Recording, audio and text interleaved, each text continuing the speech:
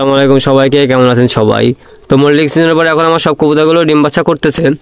তো ডিম বাচ্চা করতেছে না এই মুখেগুলা, এখন এগুলাকে নিয়ে যে কি করি।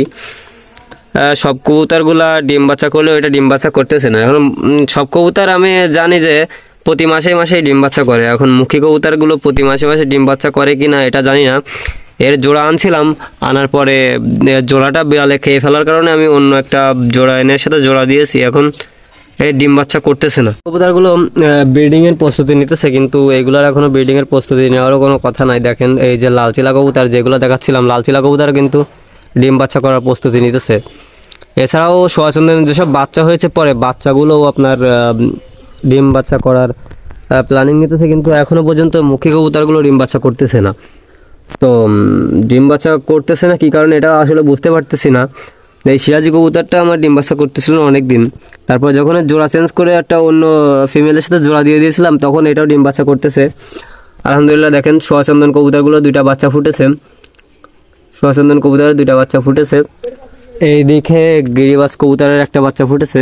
আলহামদুলিল্লাহ সব কবুতরগুলোরই টুকিটাকি ডিম বাচ্চা করতেছে, কিন্তু শুধুমাত্র ওই মুখী কবুতরগুলো ডিম বাচ্চা করতেছে না, মুখী কবুতরগুলো ডিম বাচ্চা করতেছে না।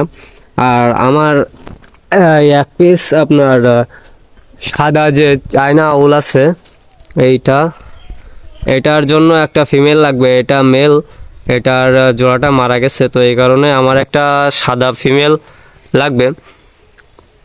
যদি কারো কাছে থেকে থাকে তাহলে অবশ্যই কমেন্ট করে জানাবেন, যদি কারো কাছে থেকে থাকে তাহলে অবশ্যই কমেন্ট করে জানাবেন।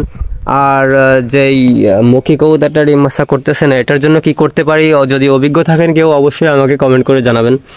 আর আমার কিছু গিরিবাজ কবুতর লাগবে উড়ানোর জন্য, শীতকাল চলে আসছে, সকলেই কবুতর উড়াবে, তো সেই কারণে উড়ানোর জন্য আমার কিছু গিরিবাজ কবুতর লাগবে। যদি কারো কাছে ভালো মানের গিরিবাজ কবুতর থাকে তাহলে অবশ্যই আমাকে কমেন্ট করবেন, কমেন্টের মাধ্যমে যোগাযোগ করবেন। যোগাযোগ করলে আমি গিরিবাজ কবুতর অর্ডার দেবো, আমার কিছু গিরিবাজ কবুতর লাগবে। তো আজকের ভিডিও পর্যন্ত। ভিডিওটি ভালো লাগলে অবশ্যই আমাদের চ্যানেলটি সাবস্ক্রাইব করে আমার সাথেই থাকবেন। নিত্য নতুন এই ধরনের আরও ভিডিও পেতে হলে অবশ্যই কমেন্ট করবেন। তো সবাই ভালো থাকবেন, সুস্থ থাকবেন, আল্লাহ হাফেজ।